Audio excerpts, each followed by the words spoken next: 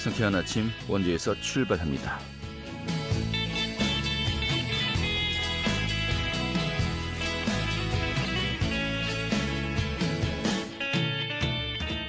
안녕하십니까. 4월 5일 수요일 아침 인사드리겠습니다. 상쾌한 아침 원주에서 출발합니다. 진행의 한태호입니다. 자, 오늘이 절기상 청명이자 식목일이죠. 또 내일이 한식이기도 합니다만은 내일까지 전국에 단비가 내리면서 이 대기의 건조함이 좀 해소되고 있습니다. 정말 요즘 최근에 전국에 건조함이 더하면서 이 산불도 정말 수십 군데 동시에 또 발생하기도 했었는데요. 이번 비는 봄비치고 제법 양이 많다고 합니다. 오늘 내륙 지역에는 10에서 60mm의 비가 예상되고 있고요. 이 비 내일 오전에 대부분 잦아들 것으로 보입니다. 오늘 원주 지역의 아침 기온 12도로 시작했고 낮 기온 17도까지 오르겠습니다만은 이 바람이 좀 다소 강하게 불면서 좀 쌀쌀하게 느껴지겠습니다. 자, 비가 그친 뒤 이번 주 후반까지 대충 맑겠습니다만은 좀 기온이 3도까지 떨어지기도 하고요. 기온 변화가 심하겠다고 합니다. 환절기 건강 유의하셔야겠습니다. 오늘 준비한 소식 살펴보도록 하죠. 이 경계선 지능인의 지원에 대한 첫 번째 법제화가 가능할 것으로 좀 기대가 되고 있습니다. 최근에 이와 관련된 이 법률 제정안이 발의되고 또 기자회견이 열렸는데요. 그 내용 살펴보도록 하겠습니다. 이 공공기관 등 25개 참여 기관들이 모여서 옹기 동행 선포식을 가졌습니다. 기후변화에 대응하고 또 취약계층을 돕기 위해서 함께 모인 것인데요. 그 내용 살펴보도록 하겠고요. 또 장애인 합창단이죠. 또 장애인과 비장애인들이 함께한다고 하는데 영월 동강 합창단의 활동 소식도 함께 살펴보도록 하죠. 4월 5일 수요일 상쾌한 아침 원주에서 출발하겠습니다.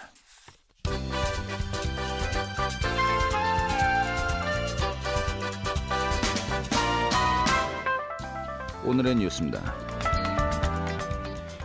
최근에 산불이 발생한 가운데 골프 연습장에 갔던 김진태 강원도지사가 부적절한 행동이었다고 어제 사과했습니다. 김진태 지사는 어제 입장문을 발표하고 중요한 시기에 도민들께 심려를 끼쳐 송구스럽고 이런 일이 없도록 유념하겠다고 밝혔습니다. 이에 대해서 더불어민주당 강원도당은 골프 연습장이 아닌 산불 현장으로 달려가는 게 도지사의 책무라면서 사실상 무단 조퇴한 것이라고 비판했습니다. 강원도교육청이 올해 상반기에 지역교육 현안 수요 특별교부금으로 217억 원을 확보했습니다.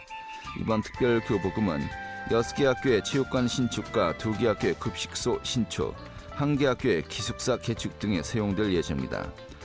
교육부는 학교 강당과 체육관 건립 등 특별한 지역의 교육 현안 수요가 발생할 때 특별교부금을 지원하고 있습니다. 봄철 과수 개화기를 맞아서 저온 피해 예방에 주의가 요구되고 있습니다. 강원도 농업기술원은 지난달에 평균 기온이 9.7도로 평년보다 3.7도가량 높아 과수 개화 시기가 5일에서 10일가량 빨라질 것으로 예측된다고 밝혔습니다. 이에 따라서 과수 개화 이후 아침 기온이 영하 1도 안팎의 저온이 발생했을 땐 결실 불량으로 수확량 감소 등의 피해가 발생할 수 있다면서 저온 피해를 입지 않도록 주의해 줄 것을 당부했습니다. 오늘의 뉴스였습니다.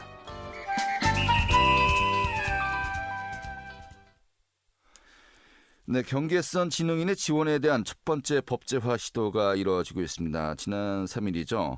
이 경계선 지능인 지원 법률 제정안이 발의되고 또 기자회견이 열렸는데요. 오늘 그 내용 중심으로 살펴보도록 하겠습니다. 경계선 지능인 지원센터의 느린소리 최수진 센터장 연결하겠습니다. 여보세요? 네, 안녕하세요. 반갑습니다. 네, 반갑습니다. 자, 먼저 그 느린소리 센터 이 기관 소개부터 해주시죠. 네, 느린소리는 느린 학습자, 즉 경계선 지능인들의 목소리를 듣고 그들이 지역사회 안에서 공존하여 살아갈 수 있도록 하고자 하는 지원하는 비영리 기관입니다. 네, 글쎄 어떻게 표현해야 될까요? 사실 어릴 때도 저 친구는 좀 느리네 하는 친구가 있었거든요. 맞아요. 예. 네네.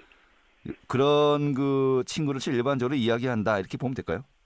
네, 맞습니다. 그래서 저희 때만 해도 이제 IQ 검사를 학교에서 했었잖아요. 네. 그러니까 쉽게 말해서 이제 지능 지수로만 따져서 본다라고 하면 85 이상은 평균 범주이고 85요. 예. 69 이하가 지적 장애로 봅니다. 네. 근데 여기서 그 평균과 지적 장애 사이에 있는 71에서 80 사이에 있는 이들을, 즉 장애와 비장애 사이에 껴있는 예. 이들을 경계선 지능이라고 보시면 될 것 같아요. 예. 그러니까 이제 그 정신 지체까지는 아니지만은 또 그렇죠. 일반적인 어떤 그 평균 이상의 또 지능에는 그 부족하기 때문에 그렇죠. 상당히 좀 생활에 많은 어려움을 겪고 있는 그런 그 대상이다 이렇게 이해하면 되겠군요. 그러니까 영화 포레스트 검프를 보시면 포레스트 검프가 여기에서 그 경계선 지능인으로 나오거든요. 아하. 그래서 그렇게 생각하시면 조금 더 쉬우실 거예요. 포레스트 검프는 70에 가까웠죠? 78로 기억하고 있어요. 78 이요? 78, 그래도 74, 네.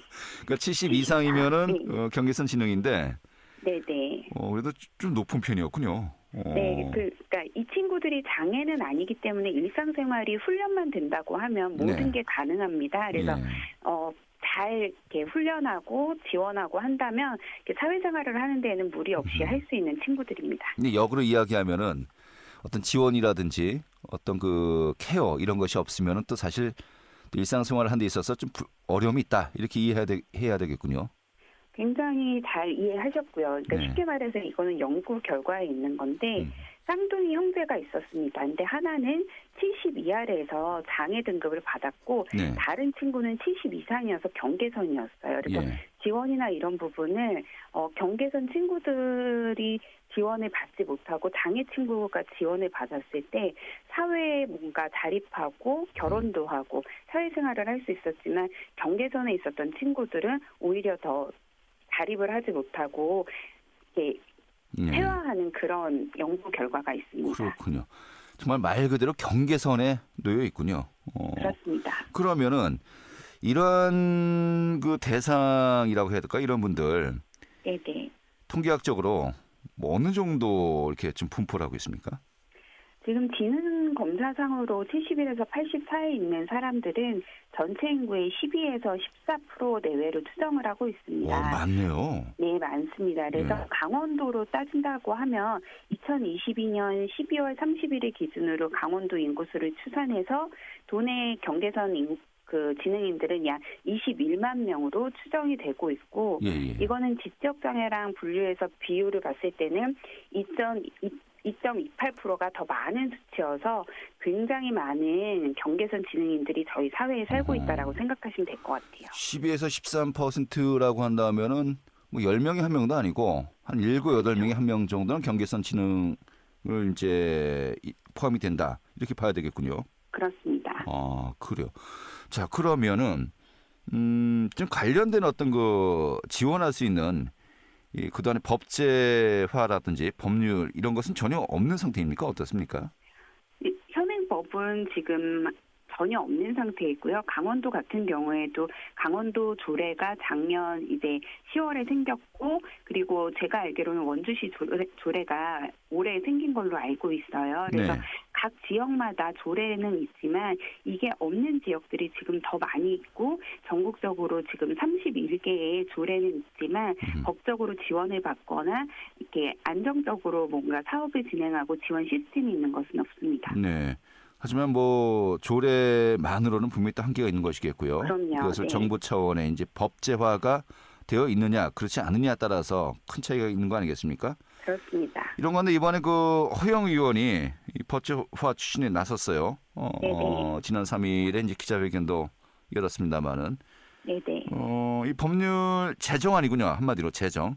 네. 어떤 내용들이 담겨져 있습니까? 이 지원법 제정안 안에는 경계선 지능인에 대한 정의가 명확히 하고 있고요. 이들에 대한 실태 조사를 통해서 실상을 파악하고 이제 나라 국가적인 차원에서 기본 계획을 수립하도록 했습니다. 네. 그리고 또한 이제 생애 주기별 특성과 수요에 따라서 지원 근거를 마련하고 경계선 지능인 지원센터를 통해서 통합적이고 체계적인 지원이 가능하도록 하는 내용이 아주 잘 담겨 있습니다. 네, 그래요. 현재는 이런 그 지원이 전혀 법제화되어 있지 않고요. 그렇습니다. 근데 아까 이제 그 지역별로는 이제 그 조례가 제정된 경우가 있다고 하지 않았습니까? 맞습니다. 실질적으로 그러한 지역에서는 좀 도움이 되고 있나요?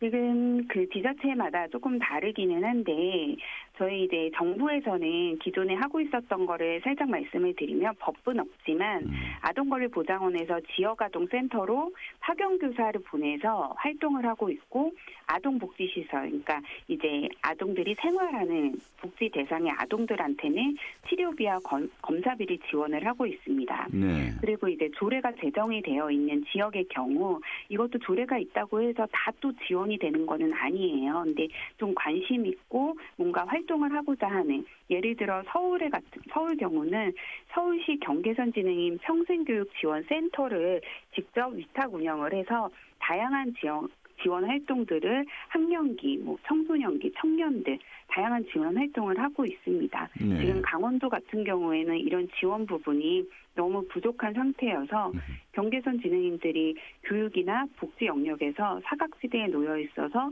존재하고 있지만 14%가 존재하지만 존재를 부정당하고 있습니다. 네, 알겠습니다. 이 경계선 지능인 지원센터 느린 소리 이 센터는 어디에 소지하고 있습니까? 저희는 이제 강원도 춘천에 있고요. 네. 제가 그러니까 당사자였습니다. 저희 아이가 이제 경계선 지능인 판정을 받고 제가 원래 사회복지사로 일을 하고 있었지만 사회복지사 일을 그만두고 아이를 위해서 이제 여러 활동을 하다가 네. 왜 경계선 지능인이 우리 아이만 있는 것은 아닐 텐데 그래서 이제 서울이나 경기도 쪽 가서 이제 공부도 하고 지원 방안도 모색을 하면서 네. 작년에 춘천 사회혁신센터에서 비영리 스타트업으로 공모를 신청을 해서 이 느린 소리가 시작하게 되었습니다. 네, 그래요.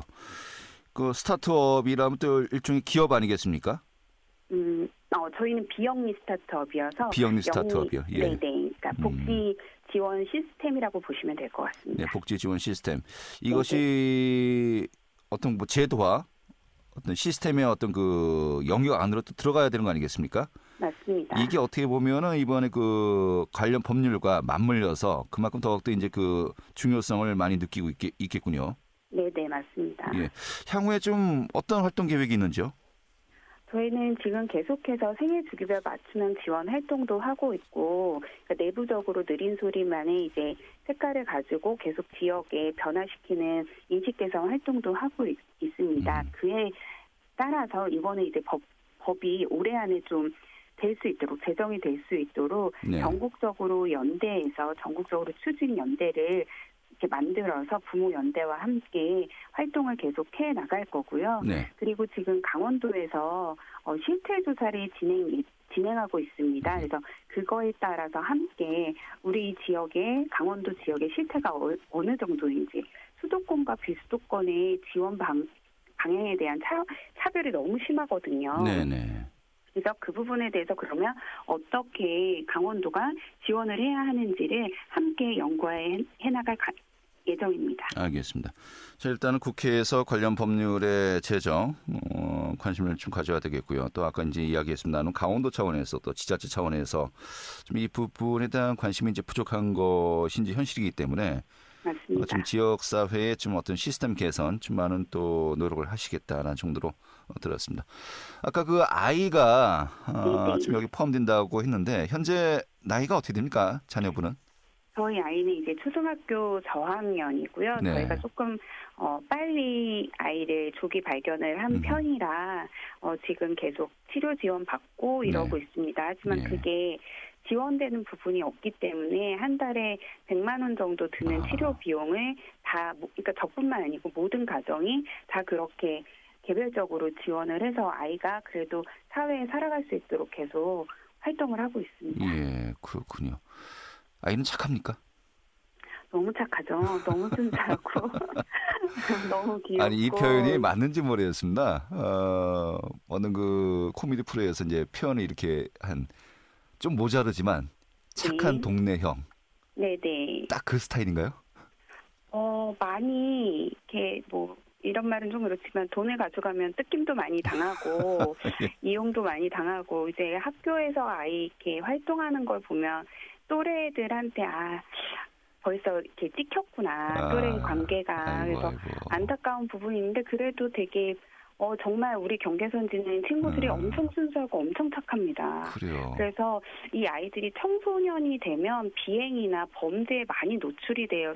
여자 같은 경우에는 성범죄에 노출이 되고 남자 같은 경우에는 뭐 이렇게 대출 사기라든가 이런 부분에 너무 많이 노출되고 학교 폭력에도 많이 노출돼서 네네. 안타까운 사연들이 정말 상담하다 보면 너무 많이 드러나고 있습니다. 아, 진짜 지금 초등학교 저학년이니까 좀 그렇습니다만은 이 중고등학교 올라가면은 이 학교 폭력이 또 피해자가 될 가능성도 크겠군요. 엄청 큽니다. 요즘 계속 대두되는 학교 폭력이 경계선 지능인 아이들이 많이 들어가 있어요. 그래서 근데 이 아이들이 장애가 아니기 때문에 어떠한 지원이라든가 돌봄을 받지 못하고 있습니다.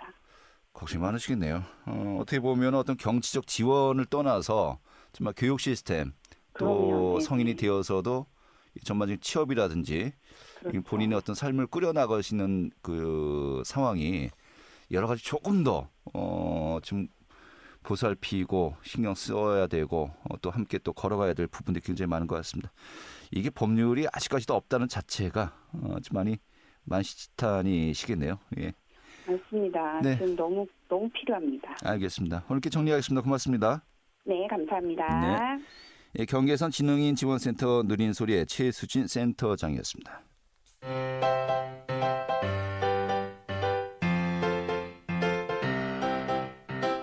KBS 원주방송국이 유튜브 다시 듣기 서비스를 실시합니다. 매일 아침 강원 영서남부권의 뉴스와 정보를 전해드리는 상쾌한 아침 원주에서 출발합니다는 KBS 원주라디오 유튜브 채널을 통해 다시 들을 수 있습니다.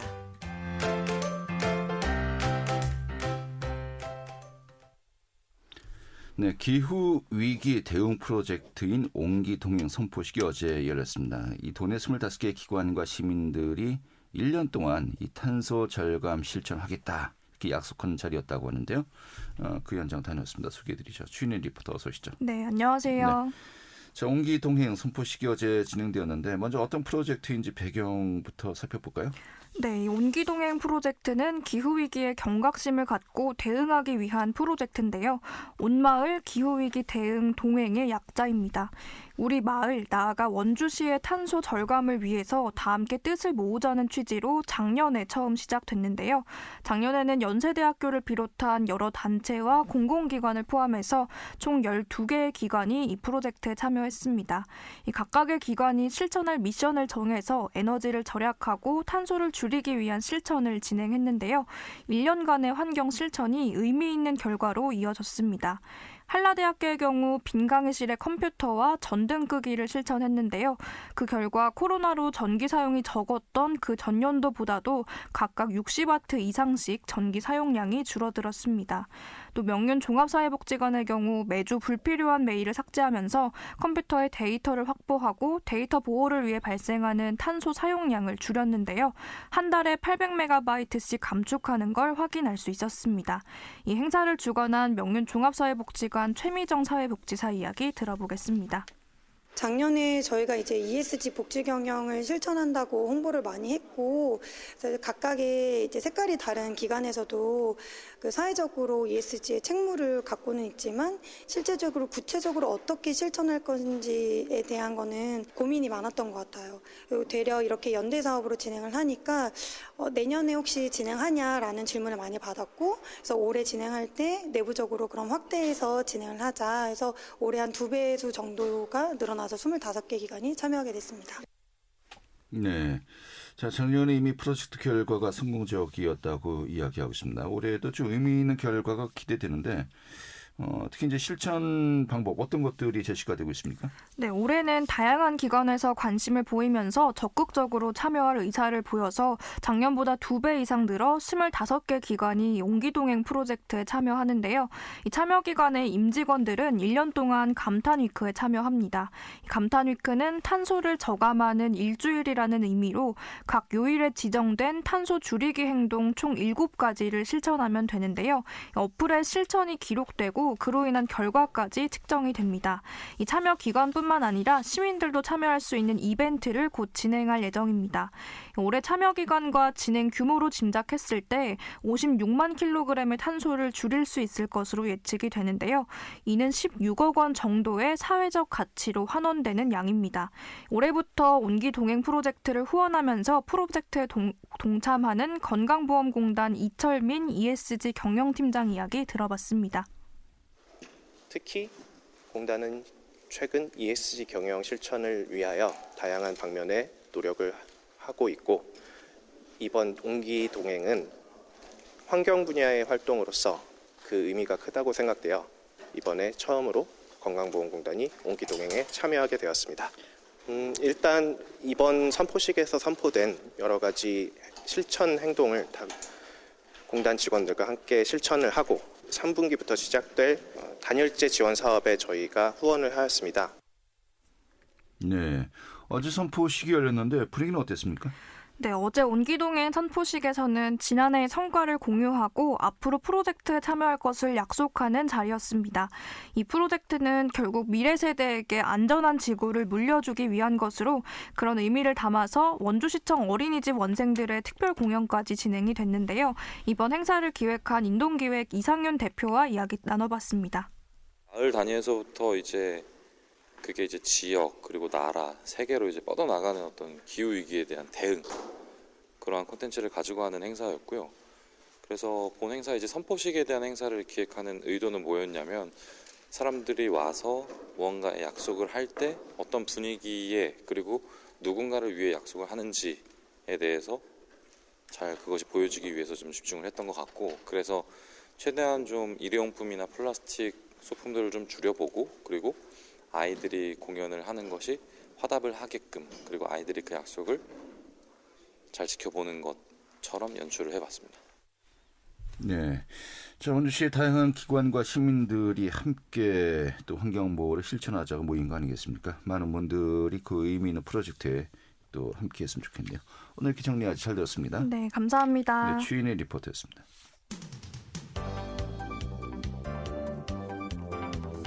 생생한 현장, 유익한 생활 정보를 전해드리겠습니다. KBS 원주라디오 상쾌한 아침 원주에서 출발합니다를 함께하고 있습니다. 네, 장애인과 비장애인이 함께 어우러져서 활동을 하면서 아주 좋은 성적을 거두고 있는 합창단이 있죠. 영월 동강합창단인데요. 오는 또 18일 장애인의 날을 기념해서 연주회를 또 준비하고 있다고 합니다. 오늘 좀 저희가 소개해드리도록 하죠. 영월 동강합창단의 서정현 지휘자 연결하겠습니다. 여보세요? 네, 여보세요? 예, 반갑습니다. 예, 반갑습니다. 이 동강합창단이 2006년도에 창단되었습니까? 네. 이제 15년 넘었고 17년, 18년 이제 돼가고 있군요. 네네. 근데 그동안에 공연 활동이 굉장히 활발했고 또 대회에서 수상도 굉장히 좋은 성적을 많이 거뒀다고 들었습니다. 우선 예. 소개부터 해주시죠. 네, 방금 소개해 주신 말씀대로 2006년 6월에 이제 영월 동강합창단이 창단됐고요. 보통 많은 분들이 영월을 소개하기로는 지붕 없는 박물관이라고 하는데 그 지리적 명칭을 딴 영월 동강합창단은 음악적 재능이 많은 이제 장애인분들이 계세요. 네. 그 장애인분들이 좀 더 전문적인 음악 활동을 해나가기 위해서 비장애인들과 같이 어울려서 된 어울림 합창단입니다. 네. 또 이제 안팎으로는 그런 문화 활동으로 장애인에 대한 편견을 허물고 더 화합된 사회를 이루기자 이제 만든 합창단이죠. 아, 그래요. 그러니까 장애인, 네네. 비장애인들이 함께 네네. 이제 합창단을 구성하고 있다는 것인데 이 단원들은 그럼 몇 분 정도 또 어떻게 이제 구성이 되어 있습니까? 총 등록된 단원은 45명으로 되고요. 네. 그 중에 이제 장애인 단원들은 한 절반 이상이 넘습니다. 그리고 반반. 이제 그리고 이제 단장님, 부장님, 부단장님 비롯해서 지휘자인 저와 이제 반주자 임원진들이 이렇게 포진되어 있고요. 예. 그 중에 물론 이제 장애인분들도 임원진에 많이 들어가 있죠. 그래요. 당장 우리 지휘자님은 장애가 없지만 단장님은 또 장애가 있고요. 그렇죠. 예. 예. 지휘자님은 경력이 어떻게 되십니까? 저는 이제 한국에서 음악 대학을 나오고요. 네. 이제 유학을 갔다 오고 지금은 수학생들을 가르치는 이제 교수로 재직 중에 있습니다. 아, 그래요. 네네. 일종의 재능 기부를 하고 계신 겁니까? 재능 기부라면 재능 기부를 하고 있고 제 꿈과 또 장애인들의 그 꿈이 이제 어우러져 가지고요. 같이 이제 음악 활동을 하고 있죠. 이 영월 동강 합창단 지휘를 맡은 지는 얼마나 되셨습니까? 지금은 제가 한 7년이 좀 넘었습니다. 오래되었군요. 뭐 거의 이제 2006년도에 창단되었으니까 절반 정도는 그렇죠. 함께 또 지휘자로 함께 하고 계시군요. 네네네. 그런데 제가 이제 들어보니까 뭐 전국 장애인 합창 대회에서 1위를 했고요. 그 대상이죠. 뭐 매년 그 수상을 또 하고 있다고 들었습니다. 수상 경력이 어떻게 됩니까? 네, 매년까지는 아니지만 또 이제 모든 수상이 굉장히 중요하고 소중한데요. 이제 대략 이제 짧게 이제 설명을 드리면 2008년에는 강원도 장애인 하나되기 합창 경연대회에서 대상, 2010년에는 전국 장애인 합창대회 동상, 11년에는 또 대상, 2012년에는 또 강원도 장애인 하나되기 합창 경연대회에서 대상, 16년도에는 전국 장애인 합창대회 금상, 19년도에는 강원도 행복나눔 페스티벌에서 대상, 20년에는 장애인 합창대회에서 문화체육부 장관상 탔고요. 2021년에는 이제 국무총리상, 그리고 2022년에는 포천에서 열린 세계 합창대회에서 은메달을 땄습니다. 매년 많네요. 네, 근데 또 수상은 아니지만요. 장애인 엑스포 초청 공연으로 울릉도, 독도, 제주도, 강원도, 또 국가장애인협회 이런 곳에서 많은 공연 참여했고요. 2018년도에는 평창 동계 패럴림픽 폐막식에서 또 애국가로 합창했습니다. 알겠습니다. 좀 많이 여쭤보고 싶은데 시간이 거의 다 되어 갔고요. 근데 이 정도 그 실력을 유지하려면은 평소에 연습량이 또 상당해야 되지 않습니까? 그렇죠. 어떻게 모여서들 연습하십니까? 뭐 일주일에 2번씩 모이고요. 또 되도록 더 모이려고 노력을 하고 있습니다. 그리고 한 번씩 모일 때마다 한 2시간 정도. 근데 이제 각자 직업이 있고 생활 형편이 다 달라서요. 대다수 인원들이 모이는 경우는 많이 좀 적은데 그래도 이제 환경에 맞춰 따라가지 않고 만들려고 이제 노력을 하고 있습니다. 알겠습니다. 마지막 질문 좀 짤막하게 드려야 되겠습니다. 이번 4월 18일이 이제 장애인의 날인데 이날을 기념해서 이제 연합 공연을 이제 진행한다고 들었습니다. 공연 일정이 어떻게 됩니까? 이번 4월 18일 7시 30분에 서울에 있는 롯데 콘서트홀에서 제20회 사랑의 음악회가 개최되는데요. 여기서는 이제 많은 장애인과 비장애인들이 출연해서 오케스트라 연주, 또 여러 합창단 음악인이 출연해서 장애와 비장애의 소통과 화합의 무대를 보여줄 예정입니다. 알겠습니다. 다음에 좀 시간 넉넉할 때 좀 많은 이야기 좀 여쭤보도록 하겠고요. 오늘은 여기서 정리하겠습니다. 고맙습니다. 감사합니다. 영월 동강 합창단의 서정현 지휘자였고요. 오늘 순서는 여기서 모두 마치겠습니다. 고맙습니다.